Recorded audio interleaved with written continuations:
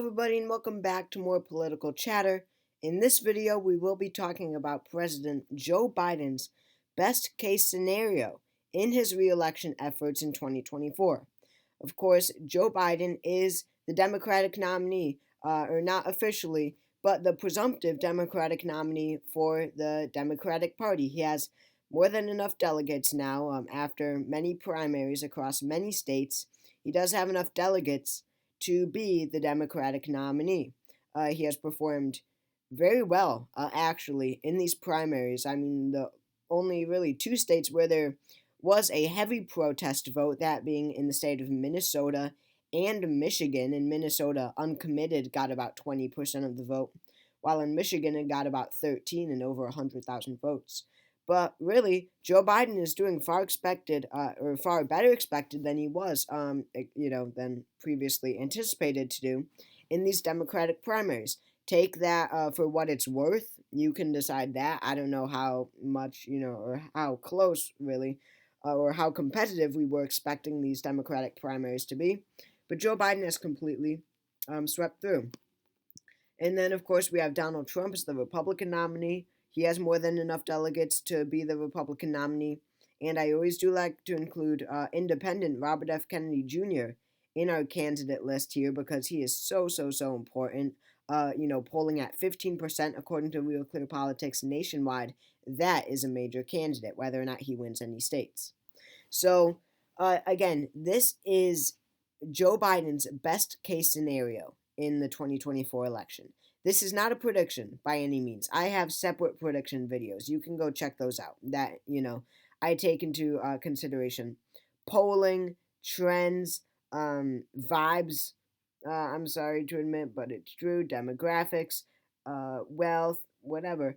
I take into consideration a lot of things. How they voted in 2020, their partisan lean, when I make predictions. But this is, in my opinion, the very best Joe Biden can do in 2024. Not a prediction at all. This is, probably going to be Biden's best case scenario. He's probably not even getting close to this, what you're about to see, but let's do it.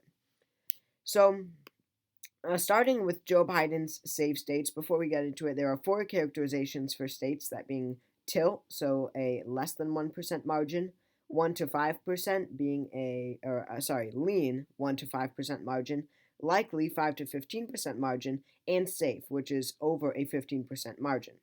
So, in Joe Biden's best case scenario, obviously, well, I shouldn't say obviously, but in his very, very, very best case scenario, I think that every single state that he won by a safe margin in 2020, there are 1, 2, 3, 4, 5, 6, 7, 8, 9, 10, 11, 12, 13, 14, 15, Biden would win all of them by a safe margin. Again, I think that is safe to say. I don't think that's outlandish to say at all. New Jersey, Connecticut, Vermont, Maine's first, and New York. So that, and also Illinois. So that puts him at 181 electoral votes. Pretty good for simply safe states. Now looking at a few states that Trump will still win by a safe margin regardless. Even in Biden's best case scenario, there are still quite a few states where, he's not chipping away at Trump's vote, down to a below 15% margin. I mean, obviously, states like Wyoming, where Trump won by 43%, they're going to stay safe. So Wyoming, Idaho, North Dakota, South Dakota, let's just get into it. Wyoming, Idaho, North Dakota, South Dakota, Nebraska's 3rd Congressional District, Oklahoma, Louisiana, Arkansas, Mississippi, Alabama, Tennessee, Kentucky, West Virginia, probably Indiana, and that would be it, I think. I would also say that even though Montana only went to Trump by a bit over 15% in 2020, that Biden really, even in his best case scenario, is not decreasing that total. What we will see in a lot of these states is that Biden, he still wins by healthy margins, but in very few, if any, states, he will win by a larger margin, or do better basically than he did in 2020. That electoral margin in 2020, 306 to 232. I don't know. We'll see. But in his best case scenario, I don't even know if Biden could get below, or sorry, could expand on that 306, even in his very, very, very best case scenario. So now, um, continuing with Biden's safe states, we are not done yet with those. Colorado, I think it could be safe in his best case scenario. It went to him by 13.5% in 2020, but Colorado is trending heavily towards the Democrats. In 2022, the uh, the governor and senator here, the Democratic nominees for those two positions, really shocked people, but just by like the huge margins that they won by. I mean, they blew out of the park. So I think that Colorado could go safe for him, but other than that, I don't even know if there's any state in the realm of possibility where it could be safe, and it wasn't in 2020. So that puts Biden at 191 after all safe states are called, Donald Trump at 88, RFK Jr. at 0. Now let's go. Oh, I'm sorry. One more for Donald Trump, Nebraska at large. Biden isn't making that close. So sorry, 191 to 90. So obviously, you could see how Biden is doing very well here, where in Trump's best case scenario, in the video I made after all safe states being called, Trump led Biden, and now Biden has more than double that, the electoral votes of Donald Trump. So now let's move on to likely states. So these states will be decided by a 5 to 15% margin, as I said earlier. First of all, New Mexico. Definitely, this is a very democratic state that we never really need to talk about. It's not as democratic as like um, Maryland or California or Massachusetts, but it is a reliably democratic state. They always, hold these statewide positions. The president always wins it. That being said, he only won it by 10 in 2020, 11, 8, 10.8. So I don't see him being able to expand too much on that. So I would put New Mexico in the likely column. I would also put New Hampshire in the likely column in his very best case scenario. I don't think that this is how it will go. I think it will be a bit closer. But he won it by what, 7? Yeah, he won it by 7 in 2020. So all he has to do is, hang on enough for it to stay a likely state. But, obviously he's not getting it above 15%. And then we have Maine at large. He won this by 9.1% in 2020. And in his best case scenario, polling is not looking good in Maine. I don't know how much I trust it. I believe a statewide poll actually had Trump up by 2. But I still think that in reality, not even in Biden's best case scenario, that Biden does carry Maine at large. So in his very best case scenario, I would say that just over 5% margin, would be his very, very, very best case scenario. And then we have the state of Virginia, which I think in reality and his best case scenario, Biden would win by a likely margin. I mean, if you look at polling, Virginia is the one state where he's not doing that bad. Virginia really just turned away from Donald Trump so much in recent years. See, you could see up by 6, up by 5, up by 4, and then up by 6, up by 4, up by 6, up by 4 against Trump. So you could see how Virginia is really a Democratic state now. I mean, this used to be a critical swing state, but they have really been solidified by the Democrats, and that is solely because of Donald Trump. I mean, these are where the Nikki Haley voters, are. Like, she did pretty well in the state of Virginia, winning something like 30% of the vote. So the point is, we have more moderate, more traditional Republicans here, and even, in Biden's best case scenario, he could actually expand on his 2020 margin, which is rare in a lot of these states. So moving on, likely Democratic states. I don't know if you could say that Minnesota in Biden's best case scenario would be a likely state. He won it by 7 in 2020. So if he stays anywhere around there, then he could hang on to it. I don't think that's out of the realm of possibility or even the realm of reality. Even in the a normal political prediction, a presidential prediction, I think that Minnesota actually could go likely Democrat on election day 2024. But that is it. I think that um, for Joe Biden, those are the only likely states that those are the only states that he could win by a likely margin. As for Donald Trump, there are a few where in Biden's best case scenario, Trump does still win them by a likely margin. Kansas, for sure. Missouri, for sure. Kansas went to him by 15.4. I think that Biden, in his very best case scenario, after seeing what happened in 2022, where in the Senate race, uh, Democrats narrowed it down to a likely margin. So I think that Biden could replicate that in his best case scenario in Missouri. But then Iowa, I mean, there was this really interesting poll that came out from Ann Selzer, the most trusted name in polling, that showed Trump up by, yeah, Iowa. I knew I was in the wrong state. Iowa, that showed Trump up 15. 15 is a lot for Iowa. Trump won it by 8 in 2020. So, in his best case scenario, it would be a likely margin for Biden. I mean, and that's pretty astonishing to say.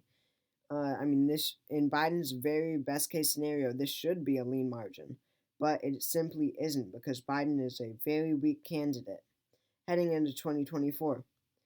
Um, and then you've got Maine second. I mean, Trump won it by by 7 in 2020. So you'd think that in his best case scenario, Biden should be able to narrow this down.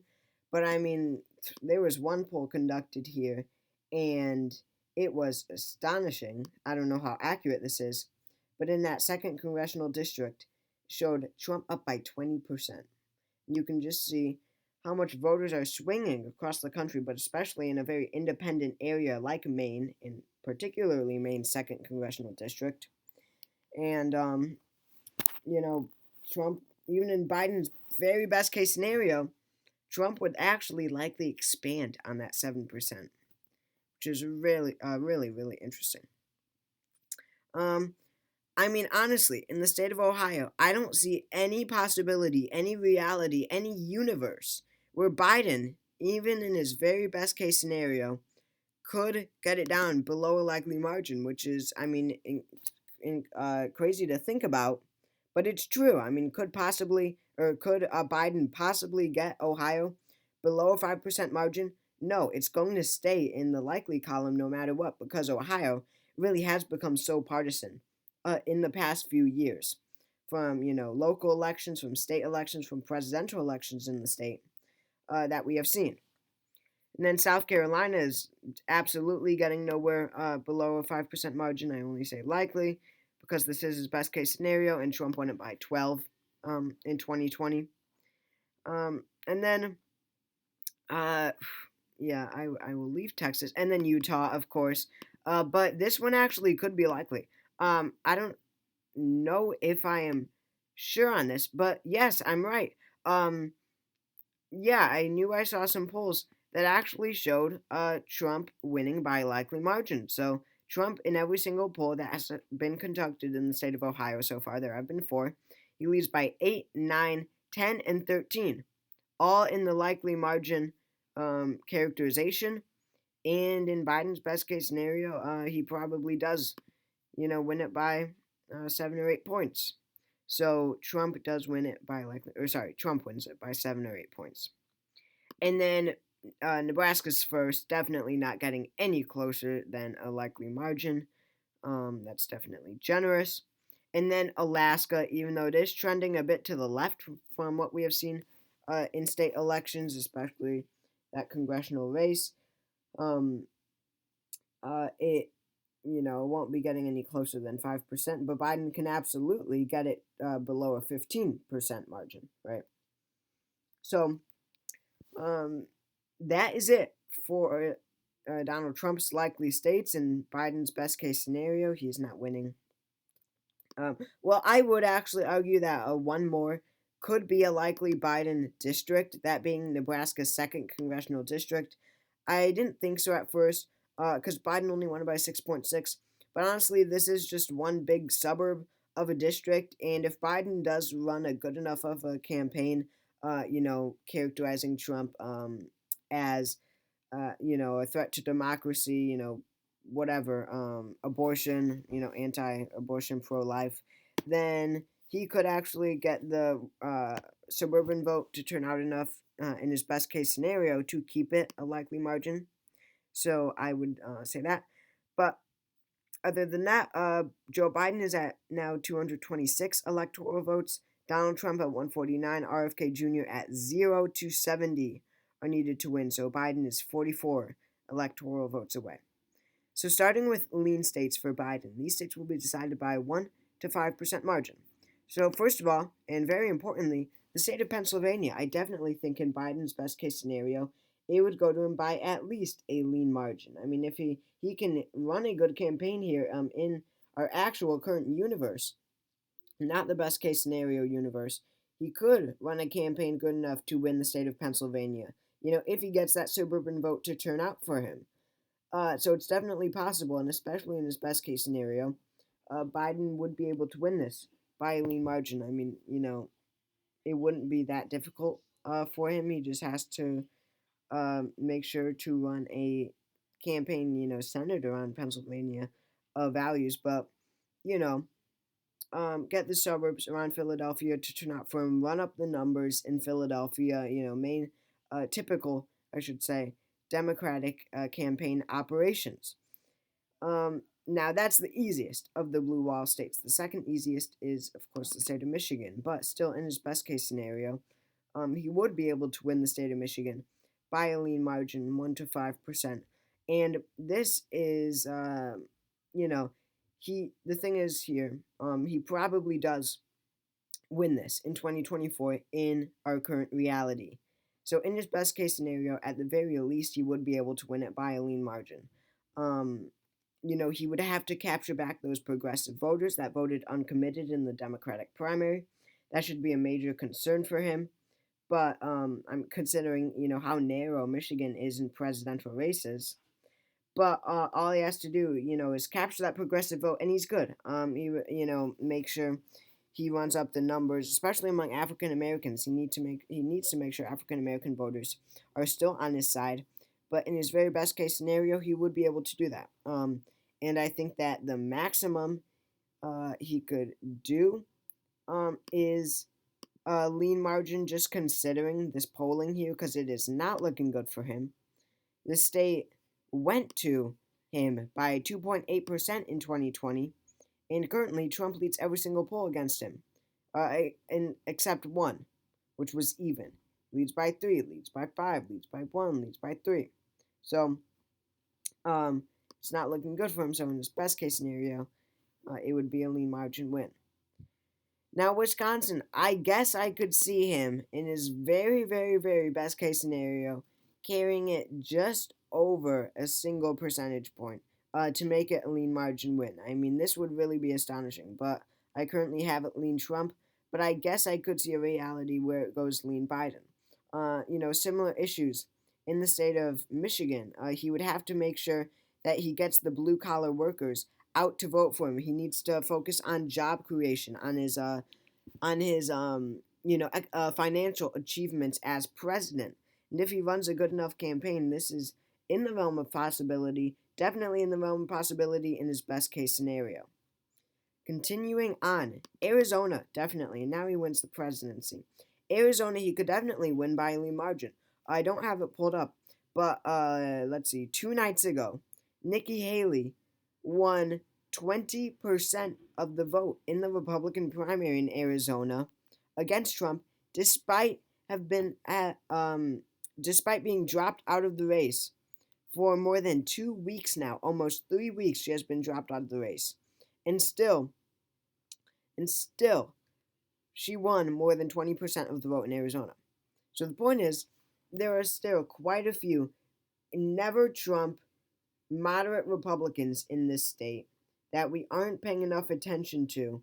And honestly, like in the actual reality of this election, blue Arizona is looking more likely, possibly than ever.